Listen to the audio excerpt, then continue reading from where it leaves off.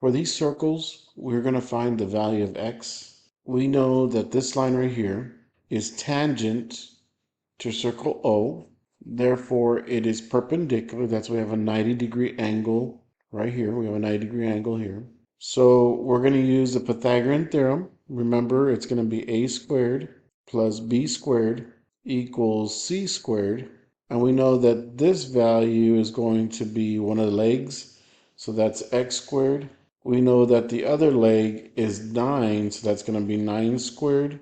Now the length of the hypotenuse is going to be 6 plus x. And we have to square it. So we have x squared plus 81 equals, now this here, we're going to have to use the FOIL method, or we have to multiply the binomials. So we have x squared plus 81 equals x times x, which is x squared, x times 6 and 6 times x, that gives us 12x plus 36.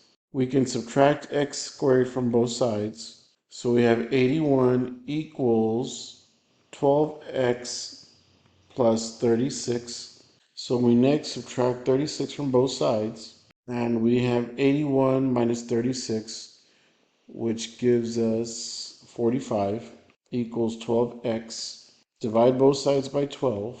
And x equals 3.75.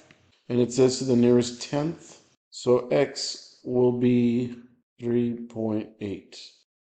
Number 9, we have a circle. We know that this side right here will be tangent to the circle and will also form a 90-degree angle. And if it forms a 90-degree angle, then this type of triangle is a right triangle, and we can use the Pythagorean theorem. A squared plus b squared equals c squared. And one of the legs is x, so it's going to be x squared plus the other leg is 20, so it's 20 squared. And the length of the hypotenuse is going to be the radius measurement plus 12. So you have x plus 12, and you have to square it. And so I'm just using the Pythagorean theorem. So I have x squared plus 20 squared, which gives us 400, equals, I'm going to have to multiply this binomial.